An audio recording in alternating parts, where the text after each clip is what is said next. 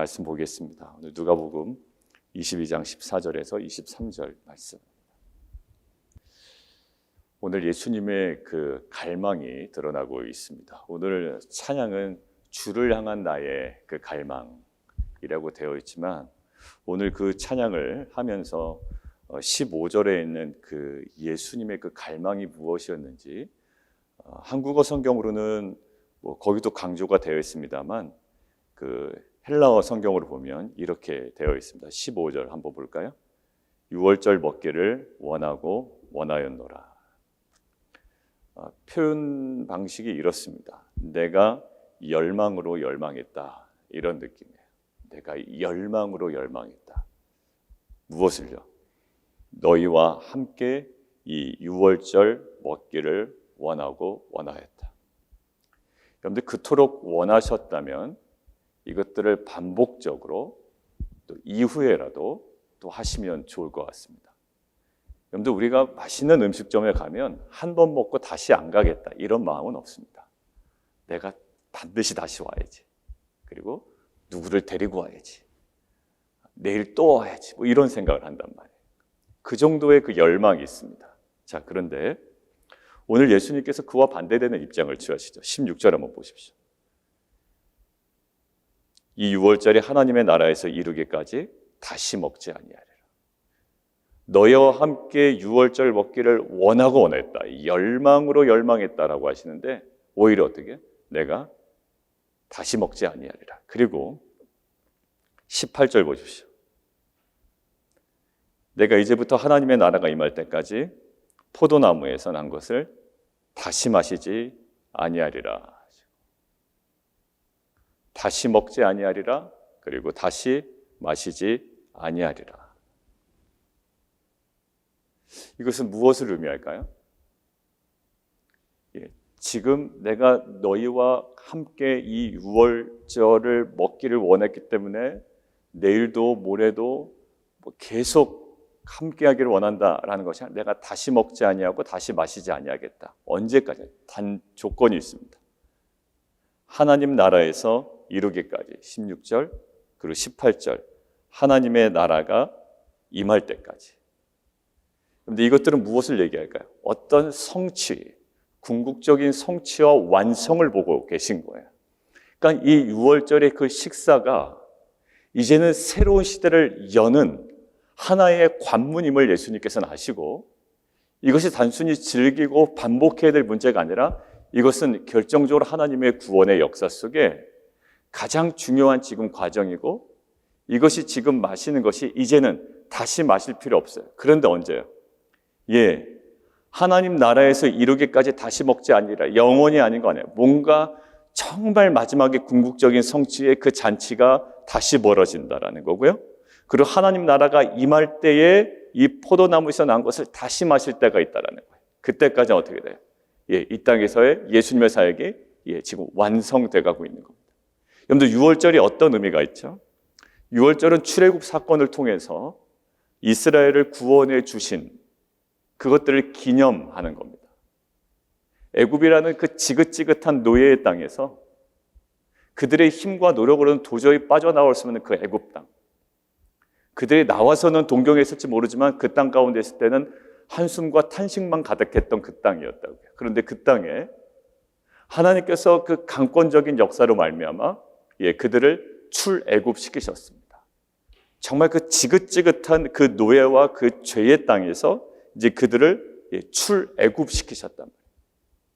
여러분들 이 애굽의 시대를 끝내고 애굽의 시대의 그 종말을 선포하고 애굽의 시대의 끝을 선언하고 그들이 나오게 된 결정적인 관문이 있습니다. 어떤 관문일까요? 10가지 재앙도 있겠습니다만 하나의 그때 명확한 상징적인 사건을 하나 보여주셨습니다. 6월절 어린 양의 죽음이에요. 여러분들 그거 아니었으면 이스라엘 백성도 속수무책으로 죽어나갔을 겁니다. 대단해서 살아남은 게 아니에요. 하나님께서 그들을 그냥 살려주실 수도 있지만 단 한 가지 조건이에요. 그게 너무나도 중요했기 때문에 문설주에 바르라는 거예요. 지방에 바르라는 거죠. 그러니까 6월절에 어린 양의 죽음을 통해서 정말 그 지긋지긋하던 그 죄의 속박에서 그리고 그들이 다시 한번 새로운 생명을 얻게 되는 그런 역사가 있게 된 거예요. 이스라엘을 구원해 주신 무엇일까요? 새로운 관문, 어린 양의 죽음이었습니다. 그 어린 양의 죽음으로 말미암아 그들에게 또 다른 구원의 시대가 열린 거예요. 광야의 시대가 열리고 약속의 땅으로 가는 그들에게 새로운 길이 열린 거죠. 자, 지금 예수님께서 이 유월절 먹기를 원하였나라고 하는 것은 무엇을 두고? 예수 그리스도의 죽음이에요. 마치 이스라엘 백성에게 애굽의 시대의 끝을 선언하고 새로운 구원을 허락하신 관문이 유월절의 죽음이었다면, 예수님께서 그토록 원하셨던 이 죄의 속박에 머물러 있었던 이 죄인들을 향해서 새로운 구원의 시대를 여는 지금 어떤 거예요? 자신이 그 출애굽 시대에 마치 어린 양처럼 죽임을 당하는 이 사건 앞에 서 계신 거고요. 이것은 뭘까요? 완성이에요. 그리고 궁극적인 완성의 때, 그 하나님의 나라의 때, 정말 그 어린 양의 혼인 잔치에서 그 잔치가 벌어지고 다시 마시고 다시 먹을 때가 이루기 전에는 그 어떠한 것도 필요하지 않다라는 거예요. 이 땅에서의 예수님의 그 완벽한 성취입니다. 여러분들, 이 다시 먹지 아니하리라, 그리고 다시 마시지 아니하리라 하는 것은 새로운 단계가 열리고 하나님의 구원의 계획이 성취되었다. 여러분들, 이것이 우리에게 오늘 묵상할 때 또 하나의 또 조그만 씨앗이 되기를 원해요. 여러분들, 예전에 우리가 안식일에 관해 묵상을 할 때 이런 것이 있었습니다. 멈춰야 돼. 하면 안 돼, 그때. 일을 하면 안 돼요. 그것이 어떤 의미가 있죠? 멈춰야 된다는 의미가 어떤 의미가 있습니까? 하나님의 창조에 관해서 얘기합니다. 첫 번째 10계명을 말씀하실 때 안식일에 대한 계명이 무엇을 말씀하시죠? 하나님의 창조예요. 안식일에 멈춰야 돼요. 그 이유는 이렇습니다. 나의 창조가 완벽했다라는 거예요. 더 이상 무엇을 더 할 필요가 없는 거예요. 그리고 두 번째 안식일에 대해서 얘기하실 때 하나님께서 강조하신 게 이스라엘을 향한 하나님의 구원입니다. 너희가 애굽으로부터 구원받았다. 그러면서 안식일을 얘기하세요. 자, 첫 번째는 내가 6일 동안 창조하고 7일째 쉬었음이라 라고 말씀하시고, 두 번째 강조하실 때는 내가 너희를 애굽에서 구원하였다. 그러면서 안식하라 라고 이야기합니다. 뭘까요? 그 어린 양의 사건으로 인하여 이스라엘 백성이 구원받은 것, 한치의 모자람이 없어요. 충분하다라는 거예요. 뭔가 잠시 멈춤이라고 하는 것은 뭘까요? 그것으로 내가 만족할 수 있는 것이에요. 그것으로 충분할 수 있는 겁니다. 여러분들, 참된 안식은 어디서 올까요? 나의 불만족에서는 도저히 올 수가 없는 거예요. 여러분들, 무기력도 왜 무기력이 온다고요? 해야 될 일을 자꾸 못하는 거예요. 아무리 교회를 와봤자 사실 여러분들 그것이 해결 안 되는데 무슨 기쁨이 있겠습니까? 주일에도 말씀드렸지만 모를 때는 괜찮아요. 모를 때는 그저 주일 그냥 꼬박꼬박 오는 것으로 만족하며 살아가요. 근데 알면 알수록 내 안에 갈망이 있단 말이에요. 채워지지 않는 것들이 있어요. 해야 될 일 하지 못할 때, 여러분들, 이것이 뭔가 채워지지 않을 때, 여러분들, 이것들은요, 끊임없는 무기력과 끊임없는 갈망과 여전히 나에게는 부족함이 있는 거예요. 그런데 내 안에 그것들이 내 스스로 주일에 얘기한 것처럼 나의 탁월함으로 되는 게 아니에요. 철저하게 무엇에? 출애굽의 이스라엘 백성이 어린 양의 죽음으로 말미암아 그들이 그것들을 얻었지 다른 것이 없었습니다. 우리가 그 나라 잔치까지 더 이상 그것들을 우리가 기억은 하지만 예수님의 또 다른 무엇인가가 필요하지 않다는 것은 무엇을 의미할까요? 예수님께서 내가 다시 마시지 않겠다는 걸 무엇을 의미한다고요? 이 땅에서의 완벽한 성취라는 거예요. 여러분들, 그 은혜가 누구를 위한 것입니까? 자, 오늘 보십시오. 19절, 너희를 위하여. 20절, 너희를 위하여. 여러분들, 이 멈춤, 예수님의 이제 식사의 멈춤에 이것으로 인하여 다시 마시지 아니하실 거예요. 이것은 무엇을 의미한다고요? 충분하다. 누구에게? 너희에게. 복음은 다른 것이 없습니다. 아무리 그들에게 비즈니스의 가능성을 열어주고 직장에서의 승진을 생각해주고 아이들의 학생의 그 진로를 아무리 핑크빛을 얘기해 준다고 해도 여러분들 그것으로 채워지는 게 아니에요. 무엇으로 채워질까요? 어린 양의 죽음으로만 채워지는 거예요. 여러분들, 그것이 내 안에 갱신되어지고 내 안에 다시 채워지고 그것으로 감격되어질 때요, 상황에 아무것도 변화되지 않음에도 불구하고 내가 오직 예수의 피로써 새로워지고 또 그것으로 만족되어지며 또 그것으로 회복되고 그것으로 다시 한번 세워진 은혜가 있을 줄 믿습니다. 여러분들 무엇일까요? 우리가 왜 지금 사순절을 지나며 함께 묵상하고 거기서 우리가 포커스를 두고 있는 게 뭘까요? 그분의 죽음이에요. 우리의 한없는 죄를 봅니다. 세상의 누룩을 발견하는 거예요. 그렇지만 우리가 무엇으로? 오직 예수 그리스도의 그 구속의 은혜로 말미암아. 우리의 신앙이 뭔가 뒤틀리고 관계도 뒤틀리고 어려울 때 여러분들 우리를 살리는 것은요, 사람들의 따뜻한 한마디일 수도 있지만 무엇일까요? 복음의 진수에 깊이 들어가는 거예요.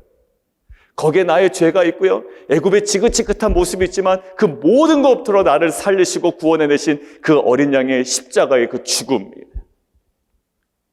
여러분들 이 은혜가 우리 안에 다시 한번 회복되어지는 공동체가 되기를 원합니다. 여러분들 다른 것이 없어요. 예수님이 열망으로 열망하셨다는 거예요. 그리고 더 이상 마시지 아니하고 더 이상 먹지 아니하셨다. 그것으로 정점을 찍으신 거예요. 그리고 그것은 뭘까요? 십자가의 바로 죽음이었습니다. 여러분들 새로운 시대의 관문을 여는 것은 뭐라고요? 재건이라는 새로운 시대의 관문을 여는 건 뭘까요? 오늘 보십시오. 애굽의 시대를 끝을 선언하고 광야와 약속의 땅의 새로운 시대를 여는 관문이 어린 양의 죽음이었어요. 여러분들 예수님께서 새로운 어떤 구원의 시대의 관문을 확 여실 때 뭘까요? 자신의 죽음이었다고요. 여러분들 우리가 새로운 시대의 관문을 열기를 원합니다. 무엇일까요? 돈일까요? 아니요. 아무리 생각해도 아닌 거예요. 돈의 문제가 해결됐다고 제 마음에 기쁘지가 않더라고요. 여러분들 저의 건강의 문제가 해결됐다고 기쁜 게 아니에요. 여러분들 보십시오. 옆에 있는 어떤 사람의 한 구원의 역사. 여러분들 제 안에 회복되는 것은 뭐냐면 그 강병태 장로님, 우리 장명임 목사님 아버님. 갑작스럽게 그 부르심을 받으셨지만 장명희 집사님과 우리 또 장영수 집사님과 이야기를 나눌 때 이 아버님이 갖고 있었던 그 신앙이 있다고요. 끝까지 놓치지 않으려 했던 신앙. 그 계속 어떻게 보면 너무 이제 아버님이 스트릭하니까 그게 때로는 부담스러울 때도 있었대요. 근데 지나고서 보니까 그게 너무 감사했다라는 거예요. 그런 아버지를 둔, 그런 장인어른은 둔. 그때 우리 장태우 집사님도 마찬가지지만 그 신앙 때문에 이북에서 내려오신 거 아니에요? 그 끝까지 지키려고. 여러분들 이것은 뭘까요? 우리 안에 무엇으로 이렇게 다시 새롭게 되냐면 우리가 그 신앙에 뭐에 대한 신앙일까요?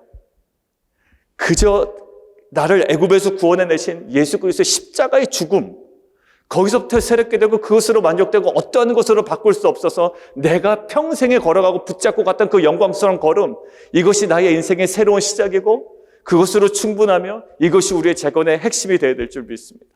여러분들 우리가 재건이라고 할 때 우리가 설정한 어떤 그림들이 있어요. 그러나 우리가 다시 한번 돌아가야 될 그 지점은요, 복음이에요. 제가 한번 나눈 적이 있죠. 한국에 다녀오니까 제가 영적으로 너무 힘들더라고요. 왜냐하면 가족들에 대한 그 그리움. 9년 만에 갔잖아요. 9년 만에 가고 이제 아이들도 안다고 그랬어요. 이제 다시 우리가 한국에 언제 나갈지도 몰라요. 이것들은 단순히 시간적인 문제도 아니고 비용적인 문제도 아니에요. 그냥 여러 가지 다예요. 다 모든 것이 결부되는 거예요. 내가 정말 부모님을 다시 볼 수 있을까? 한국에 있는 가족들, 막 여러 가지 생각이 드니까 돌아와서 너무 이 낙심이 되는 거예요. 오히려 안 갔을 땐 괜찮은데 갔다 오니까 막 마음이 더 어려운 거예요. 회복이 안 돼, 사실. 그때 이제 찬양 인도도 해야 되고 막 여러 가지 해야 되는데 막 못 살겠어요, 제가. 그래서 밤마다 제가 한 게 있는데 밤마다 이제 복음 설교를 잘 하시는 목사님들 설교만 틀어놓고 내가 자는 거예요. 그 안에 조금씩 회복이 되더라고요. 박보임 목사님도 이제 아주 그냥 복음에 아주 막 그 복음적인 설교를, 그러니까 다 복음적이지만 그 복음의 핵심적인 내용만 했던 것들을 막 골라요. 그리고 다른 목사님도 골라요. 그래서 그것만 계속 들은 거예요. 왜냐하면 그거 외에는 제가 해결이 안 돼. 저를 매번 한국 보내준다고 제가 해결이 되겠습니까? 그게 어떠한 것에 해결되겠어요? 여러분들 누가 여러분들 알아준다고 해결되겠습니까? 그게 안 되더라고요. 어떤 것으로. 근데 그 복음 안에 들어가야 어떻게 새로운 시대가 열려, 제 안에. 여러분들 이것이 정말 그 삶의 정말로 진수입니다. 여러분들 그 누구에게 떡을 준다 한들 돈을 준다 한들 여러분들 그게 될까요? 물론 우리가 섬기는 자세로서의 우리의 사명이긴 하나 우리의 궁극적인 삶은 뭘까? 이 복음이에요, 복음. 저는 이 복음으로 만족되고 복음으로 새롭게 재건되고 갱신되고 그리고 이것밖에 없다라는 그 사명감을 가지고 이것들을 내년도에는 하나님의 나라라는 어떤 관점으로 좀 품고 있다고 그랬잖아요. 내년도의 어떤 그 비전을. 그것들을 정말 하나님 나라 확장에 우리가 정말 소중한 사명으로 또한 헌신으로 나아가는 귀한 공동체가 되기를 주님의 이름으로 축원합니다. 여러분들, 그리고 뒷부분에 자, 새 언약 너희를 위하여 이것들을 기념하라. 기념하라는 것은 뭘까요? 기억하라라는 거예요. 끊임없이. 그래서 우리가 이것들을 뭐하지? 매 주초, 월초, 첫 주에. 그동안에는 좀 저희가 저 혼자 그냥 뭘 하는 것 같아서 여러분들 가만히 보고 있고, 그래서 여러 가지로 좀 어색한 부분도 있었습니다만, 이제 돌아오는 주일부터는 저희가 마스크를 이제 벗고 하기 때문에, 오늘이 3월이죠. 그러니까 4월 첫 주부터는 저희가 같이, 저는 그때 정말 그 감격 임하기를 원합니다. 여러분들, 그때가 사실 이제 고난주간이 아마 시작될 때거든요. 그러니까 그 십자가의 그 죽음이 다시 한번 그 죽음과 거기에 담긴 그 은혜와 사랑이, 그 복음의 진수가 우리 가운데 경험되기를 원해요. 그래서 제가 주의 만찬 그 문구도 사실 그 반복적으로 사용합니다. 보통 목회자를 자기가 제게 편한 거 사용하는데, 여러분들 이번에 다시 시작하는 거 재건이잖아요. 예. 제가 그 주의 만찬 인도하는 문구를 좀 다시 정리하려고 해요. 이것들이 2022년도에 특별히 4월 달에 다시 시작할 때 우리에게 주시는 그 은혜가 우리 모든 성도들에게 임하기를 원합니다. 여러분들, 재건은 뭐 하나만으로 안 될 거예요. 그러나 그 예수 그리스도의 십자가의 죽음에 대한 새로운 인식과 이 기념하고 우리를 위하여 임한 새 언약의 그 기쁨과 그 소망이 우리 안에 다시 한번 회복되어지는 은혜가 있기를 원합니다. 오늘 뒷부분은 뭘까요? 유다에 관한 이야기죠. 저는 이걸 묵상하면서 그 어떤 생각을 했냐면, 유다가 팔 줄 알고 계셨잖아요. 그리고 우리가 이제 쉽게 얘기할 때, 유다가 안 팔았으면 예수님 십자가에 달려 돌아섰겠냐? 유다가 할 일을 한 것이지. 이거 아니라고 했어요. 우리가 이제 교리과정 할 때, 그거는 유다의 실제적 선택이었고, 그것으로 인해 면죄부를 줄 수 없다라고 이야기를 했죠.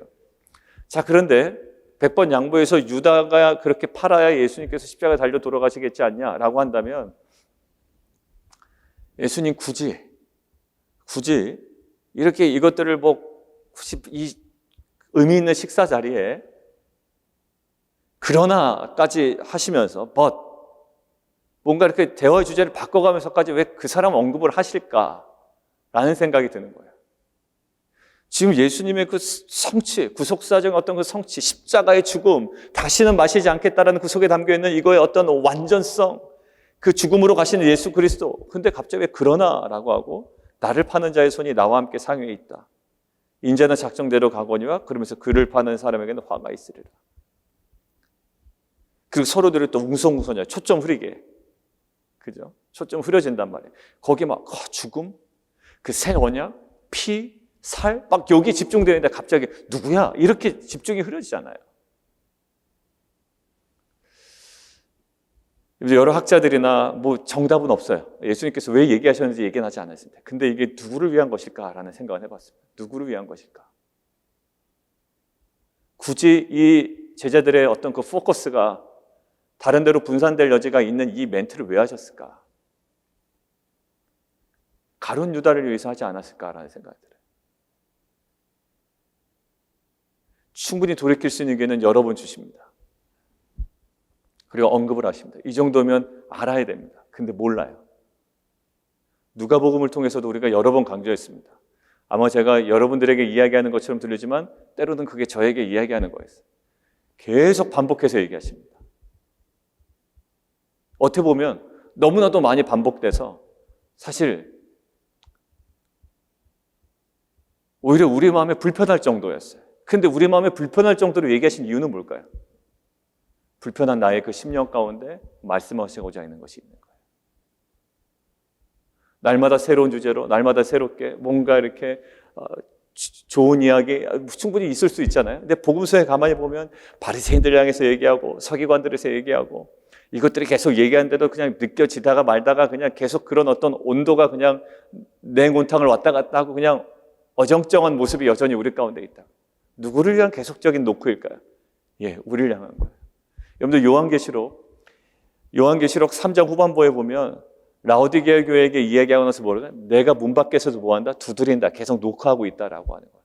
근데 그게 누구를 위한 걸까요? 불신자를 위한 것이 아니에요. 지금 이것이요, 불신자가 아니라 예수 그리스도의 제자 중 무리 중에 하나인 가룟 유다를 위한 것이었어요. 여러분들 그 요한계시록 3장은 누구를 위한 메시지라고요? 교회를 위한. 저번에 물어보더라고요, 저희 딸이. 그 교회가 실제 있었던 교회야? 리얼이야? 라는 거. 실제 그 당시 있었어. 그리고 그렇게 보내는 편지였고, 그러나 이것은 우리에게도 허락되는 편지야 라고 이야기해요. 맞습니다. 여러분들 이것들은 교회에다 보내는 편지였고요. 근데 뭘 때? 노크를 하고 있다는 거예요. 여러분들 이게 저는요, 계속 노크하시는 거예요. 가룟 유다를 노크하고 누구를 노크하고 우리를 계속 노크하고 계시는 거예요. 때로는 어떤 그 나의 관점에 딱 사로잡히면, 어제도 우리가 얘기했지만 나의 어떤 그 고집에 사로잡히면 여러분들 이것들은 쉽게 내던질 수 있는 거거든요. 복음이 사실 그렇습니다. 제대로 우리가 어디에 딱 붙잡혀 있지 않으면, 정말 주님의 은혜에 딱 붙잡혀 있지 않으면요, 이것들이 그냥 아주 나이브하게 들립니다. 그러나 우리가 정말로 뭔가 붙잡혀 있고 주님께서 노크하는 소리에 우리에게 민감하다면 문을 열죠. 그리고 내가 들어가 너와 더불어 먹겠다. 여러분들 그것으로 끝난 겁니다. 사실 예수님이 들어와서 나와 같이 먹으시겠다는데 그거 말고 우리가 뭐가 더 필요하겠어요? 누구에게? 교회에게 하시는 말씀이고, 누구에게? 가룟 유다에게 하시는 말씀이면 누구에게? 우리에게 하시는 말씀이죠. 여러분들 이것이 우리 안에 들려지는 것이 은혜예요. 그리고 귀 있는 자는 들을지어다 라고 얘기하고 충분히 우리에게 다가오셨습니다. 누가복음 거의 끝나갑니다. 이제 3월이 끝나면 이제 에스라서로 가요. 에스라서 묵상을 어떻게 될까 지금 생각 중입니다. 왜냐하면 주일 본문이고 또 우리가 또 큐티 본문이긴 한데 지금으로서는 그냥 계속 가려고 합니다. 왜냐하면 뭐 주일 본문과 또 다른 묵상이 충분히 있기 때문에. 그러면 우리는 평생에 한 번만 묵상하면 끝날 거예요. 만약에 그것 때문에 못한다면. 그래서 우리가 그냥 계속해 나갈 겁니다. 그러나 누가복음 마무리됩니다. 여러분들 이 과정에 있어서 우리가 깨지 못한 거예요. 항상 잠들어 있습니다. 항상 졸며 있고. 왜 그럴까요? 누가복음 계속 강조하잖아요. 항상 기도하며 깨어 있어라. 여러분들 이것은 단순히 물리적인 깨임이 아니라 영적인 깨어 있음을 얘기할 거예요. 들려지는 은혜일 거예요. 그리고 결단되어지는 은혜일 거예요. 여러분들 저는 느낍니다.